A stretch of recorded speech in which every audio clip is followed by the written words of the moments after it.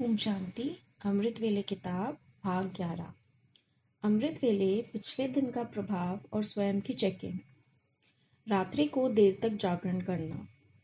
प्रवृत्ति वाले भी मजे में रहते हैं ना, मूंझने वाले हो या मजे में रहने वाले हो। ब्राह्मण जीवन के हर सेकंड में तन मन धन जन का मजा ही मजा है। आराम से सोते हो, आराम से खाते हो, आराम से रहना खाना सोना और पढ़ना। और कुछ चाहिए क्या? पढ़ना भी ठीक है, या अमृत वेले सो जाते हो। ऐसे कई बच्चे करते हैं। सारी रात जाग रहे थे, सुबह को नींद आ गई। या एक सेवा करेंगे तो अमृत वेले को छोड़ देंगे, तो मज़ा क्या हुआ? एक्स्ट्रा जमा तो हुआ नहीं। एक तरफ सेवा की, दूसरी तरफ अमृत वेला मिस किया, तो क्या हुआ? लेकिन नेमिनाथ मुआफिक ऐसे झुटका खाते नहीं बैठना। वह टीवी बहुत अच्छी होती है। जैसे वह योग के आसन करते हैं ना, अनेक प्रकार के पोज बदलते रहते हैं, तो यहाँ भी ऐसे हो जाता है। सोचते हैं सहज योग है ना, इसलिए आराम से बैठो। कईयों की तो ट्यून भी बाप दादा के पास सुनने में आती है। बाप दादा के पास वह भी कैसेट है, तो अब डबल अंडरलाइन करेंगे ना। फिर बाप दादा सुनाएंगे कि रिजल्ट में कितना अंतर पड़ा। काम करने का समय निश्चित होना चाहिए। कई समझते हैं रात को जागकर काम करते तो अच्छा काम होता है, लेकिन बुद्धि थक जाती है और अमृत वेले शक्तिशाली न होने के कारण जो कार्य 2 गुणा होना चाहिए वह 1 गुणा होता है। इसलिए टाइम की लिमिट होनी चाहिए। फिर सवेरे उठकर फ्रेश बुद्धि से पढ़ाई पढ़नी है। काम करने की लिमिट होनी चाहिए। ऐसे तो बाप दादा बच्चों का उमंग देख बहुत खुश होते हैं, लेकिन फिर भी हद तो देनी पड़ेगी ना। सदा बुद्धि फ्रेश रहे और फ्रेश बुद्धि से जो काम होगा वह 1 घंटे में 2 घंटे का काम हो सकता है। जो सेवा याद में उन्नति में थोड़ा रुकावट करने के निमित्त होती है, तो ऐसी सेवा के समय को कम करना चाहिए। जैसे रात्रि को जागते हो, 12 व 1 बजे देते हो, तो अमृत वेला फ्रेश नहीं होगा। बैठते भी हो तो नियम प्रमाण, और अमृत वेला फ्रेश नहीं तो सारे दिन की याद और सेवा में अंतर पड़ जाता है। मानो सेवा के प्लान बनाने में व सेवा को प्रैक्टिकल लाने में समय भी लगता है। तो रात में समय को कट करके 12 की बदले 11 बजे सो जाओ। वहीं 1 घंटा जो कम किया और शरीर को रेस्ट दी, तो अमृत वेला अच्छा रहेगा, बुद्धि भी फ्रेश रहेगी। नहीं तो दिल खाती है कि सेवा तो कर रहे हैं, लेकिन याद का चार्ट जितना होना चाहिए उतना नहीं है। सोने से पहले बाप दादा को सारे दिन का पोता मेल न देने से नुकसान। याद रखना, अगर किसी के प्रति भी स्वप्न मात्र भी लगाव हो, स्वार्थ हो, तो स्वप्न में भी समाप्त कर देना। कहीं कहते हैं कि हम कर्म में नहीं आते, लेकिन स्वप्न आते हैं। लेकिन अगर कोई व्यर्थ व विकारी स्वप्न, लगाव का स्वप्न आता है, तो अवश्य सोने के समय आप अलबेलेपन में सोएं। कई कहते हैं कि सारे दिन में मेरा कोई संकल्प तो चलता ही नहीं, कुछ हुआ ही नहीं, फिर भी स्वप्न आ गया। तो चेक करो, सोने समय बाप दादा को सारे दिन का पोता मेल देकर खाली बुद्धि होकर के नींद की। ऐसे नहीं कि थके हुए आए और बिस्तर पर गए और सो गए। ये अलबेलापन है। चाहे विकर्म नहीं किया और संकल्प भी नहीं किया, लेकिन ये अलबेलेपन की सजा है, क्योंकि बाप का फरमान है कि सोते समय सदा अपनी बुद्धि को क्लियर करो, चाहे अच्छा चाहे बुरा, सब बाप के हवाले करो और अपनी बुद्धि को खाली करो। ये दिया बाप को और बाप के साथ सो जाओ, अकेले नहीं। अकेले सोते हो ना, तभी स्वप्न आते हैं। अगर बाप के साथ सो तो कभी ऐसे स्वप्न भी नहीं आ सकते। लेकिन फरमान को नहीं मानते हो तो फरमान के बदले अरमान मिलता है। सुबह को उठ करके दिल में अरमान होता है ना कि मेरी पवित्रता स्वप्न में खत्म हो गई। ये कितना अरमान है। कारण है अलबेलापन। तो अलबेले नहीं बनो। जैसे आया वैसे यहाँ वहाँ की बातें करते करते सोने ही जाओ। समाचार तो बहुत होते हैं और दिलचस्प समाचार तो व्यर्थ ही होते हैं। कई कहते हैं और तो टाइम मिलता ही नहीं। जब साथ में एक कमरे में जाते हैं तो लेन देन करते हैं, लेकिन कभी भी व्यर्थ बातों का वर्णन करते करते सोना नहीं। ये अलबेलापन है। ये फरमान का उल्लंघन है। अगर और टाइम नहीं है तो और ज़रूरी बात है तो सोने वाले कमरे में नहीं, लेकिन कमरे के बाहर 2 सेकंड में एक दो को सुनाओ। सोते सोते नहीं सुनाओ। कई बच्चों की तो आदत है, बाप दादा तो सभी को देखते हैं ना कि सोते कैसे हैं। 1 सेकंड में बाप दादा सारे विश्व का चक्कर लगाते हैं और टीवी से देखते हैं कि सो कैसे रहे हैं, बात कैसे कर रहे हैं। बाप दादा सब देखते हैं। बाप दादा को तो 1 सेकंड लगता है, ज्यादा टाइम नहीं लगता। हर एक हर एक सेंटर, हर एक प्रवृत्ति वाले सबका चक्कर लगाते हैं। ऐसे नहीं सिर्फ सेंटर का, आपके घरों का भी टीवी में आता है। तो जब आदि अर्थात अमृत वेला और अंत अर्थात सोने का समय अच्छा होगा तो मध्य स्वतः ही ठीक होगा। समझा। और बातें करते करते कई तो 12 12:30 भी बजा देते हैं। मस्त होते हैं, उनको टाइम का पता ही नहीं। और फिर अमृत वेले उठकर बैठना है तो आधा समय निद्रा लोक में, आधा समय योग में। क्योंकि जो अलबेले होकर सोए तो अमृत वेला भी तो अलबेला होगा ना।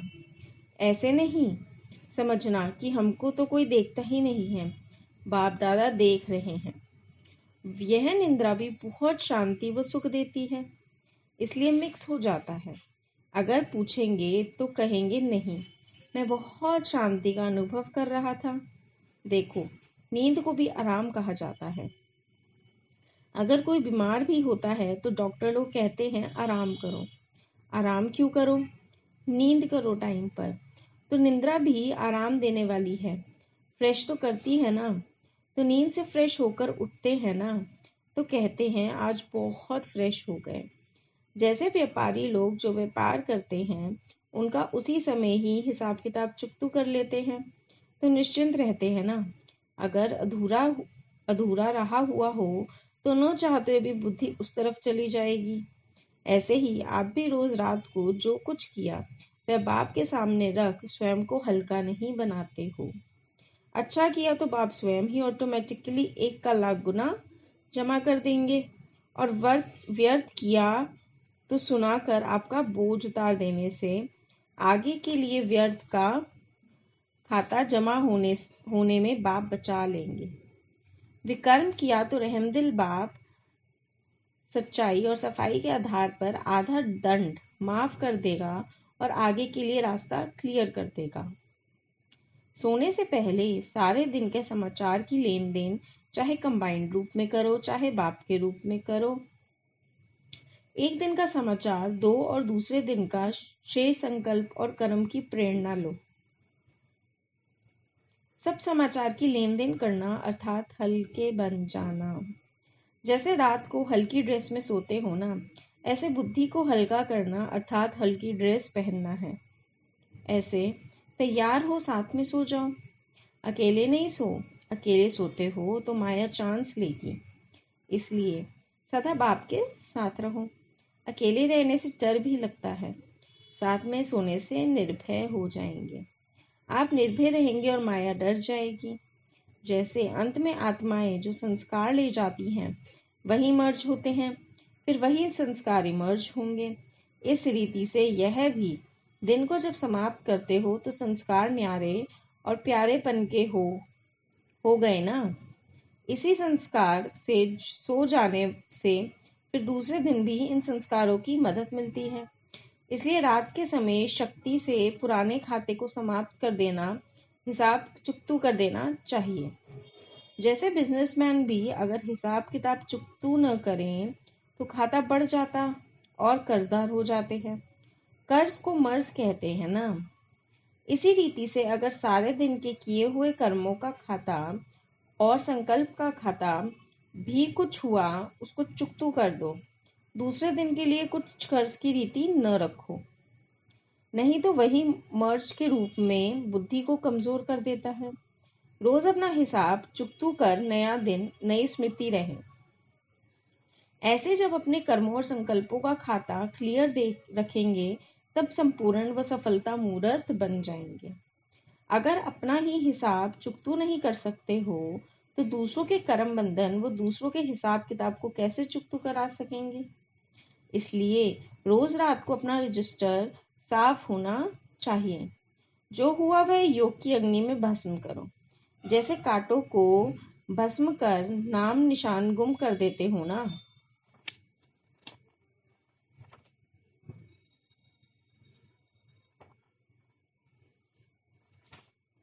इसी रीति अपने नॉलेज की शक्ति और याद की शक्ति, विल पावर और कंट्रोलिंग पावर से अपने रजिस्टर को रोज साफ रखना चाहिए, जमा न हो।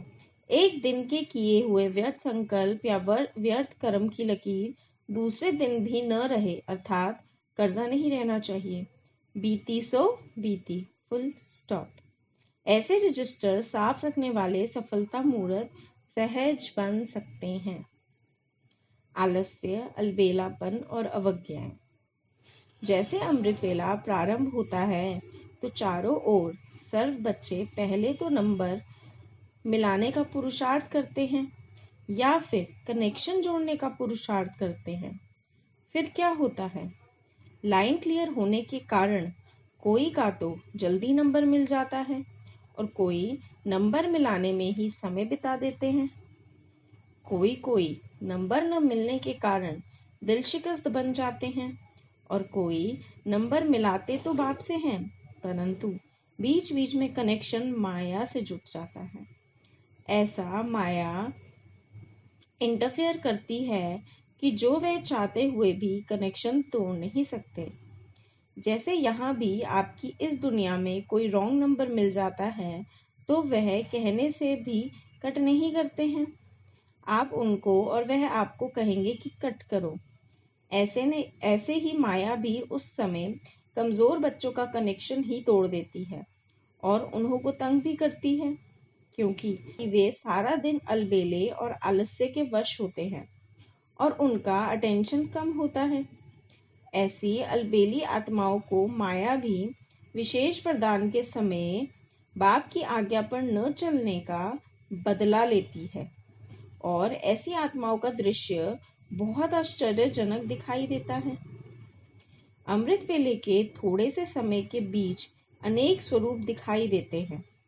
एक तो कभी कभी बाप को स्नेह से सहयोग लेने की अर्जी डालते रहते हैं।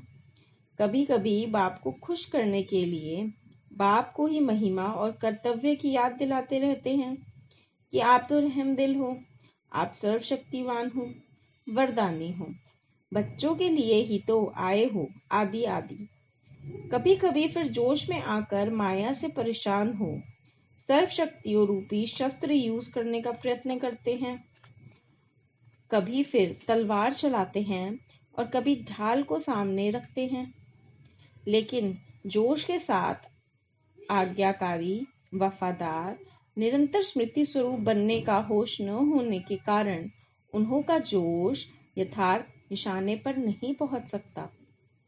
कोई फिर ऐसे भोले बच्चे होते हैं जो कि ईश्वरीय प्राप्ति और माया के अंतर को भी नहीं जानते।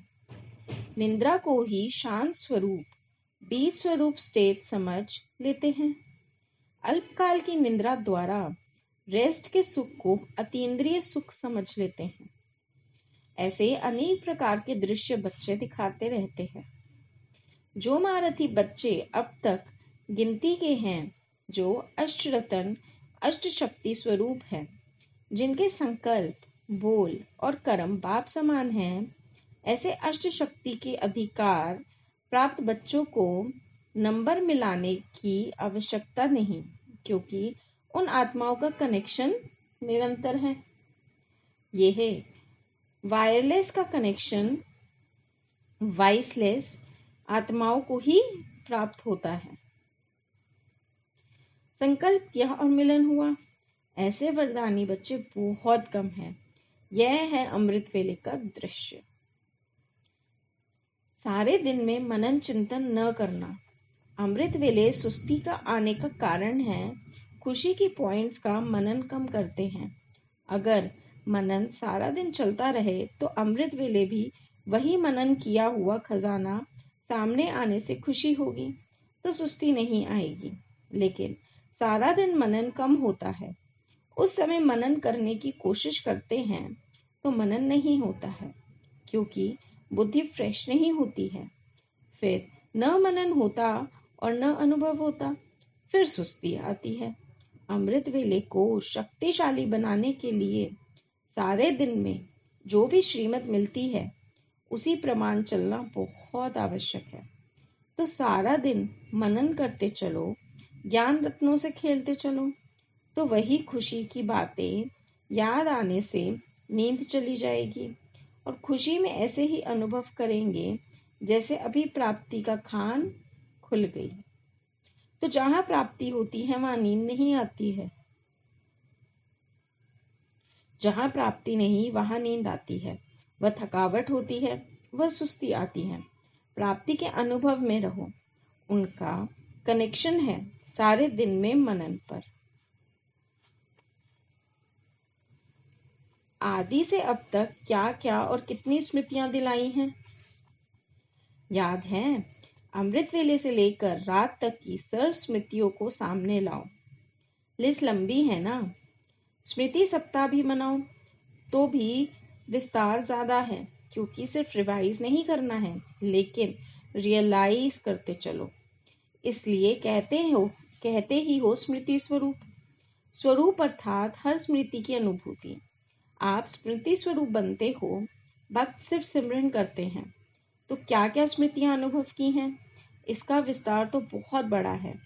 जैसे बाप का परिचय कितना बड़ा है, लेकिन आप लोग सार रूप में 5 बातों में परिचय देते हो ना। ऐसे स्मृतियों के विस्तार को भी 5 बातों में भी सार रूप में लाओ कि आदि से अब तक बाप दादा ने कितने नाम स्मृति में लाए, कितने नाम होंगे। विस्तार है ना। एक एक नाम को स्मृति में लाओ और स्वरूप बन अनुभव करो। सिर्फ रिपीट नहीं करना। स्मृति स्वरूप बनने का आनंद अति प्यारा और न्यारा है। जैसे आप बच्चों को नूरे रतन नाम की स्मृति दिलाते हैं।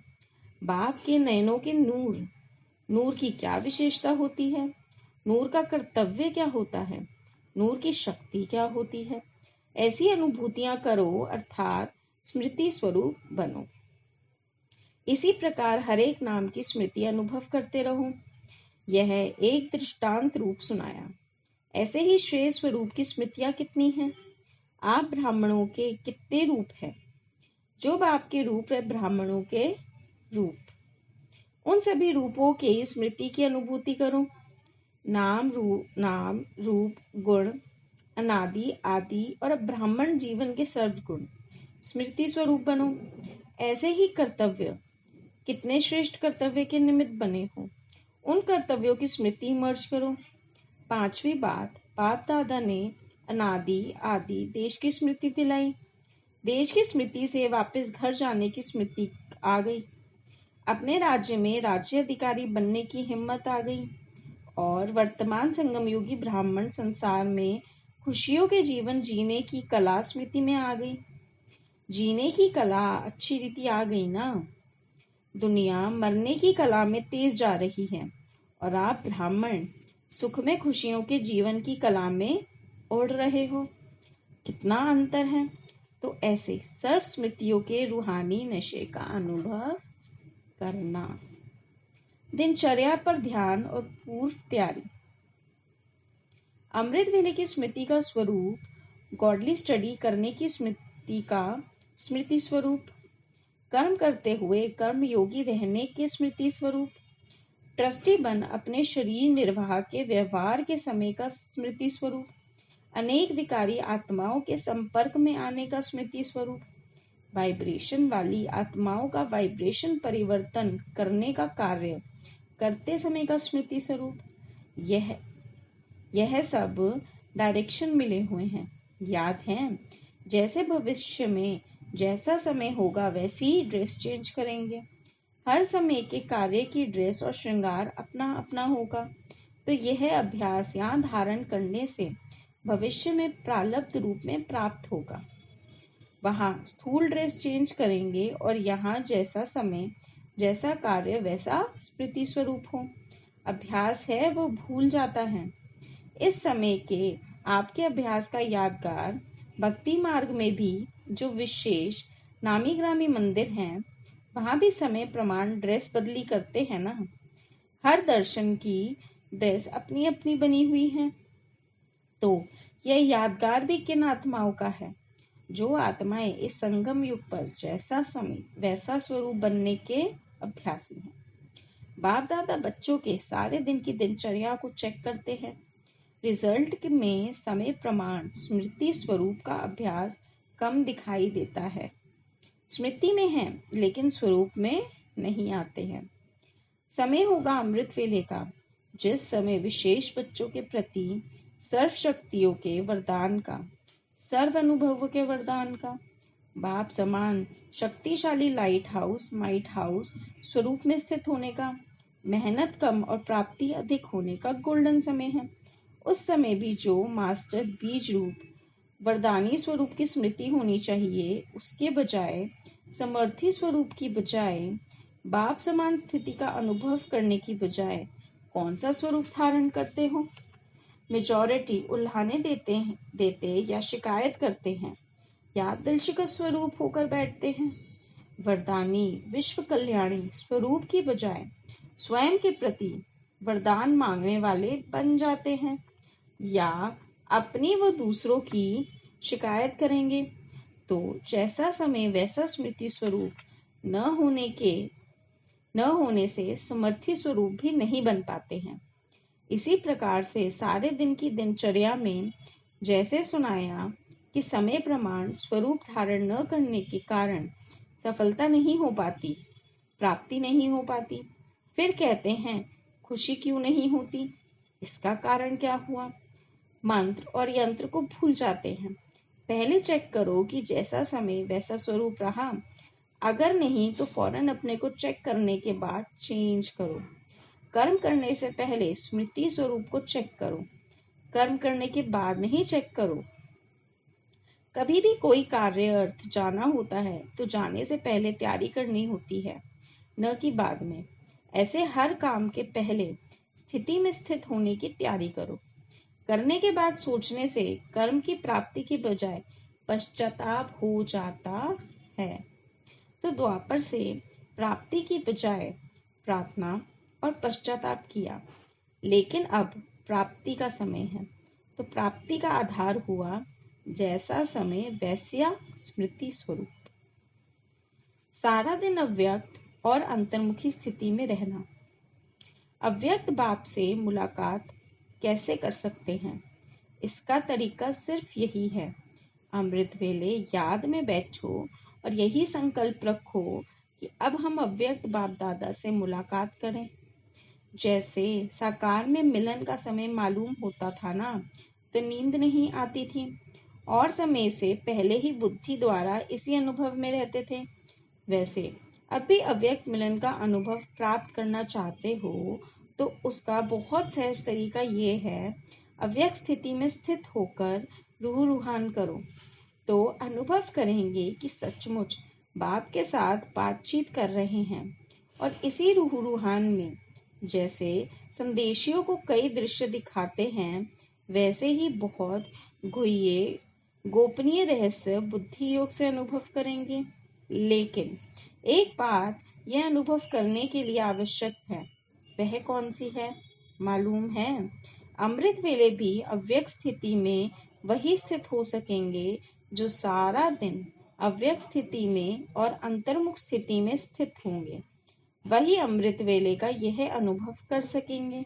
इसीलिए अगर स्नेह है और मिलन की आशा है तो यह तरीका बहुत सहज है। अच्छा, ओम शांति।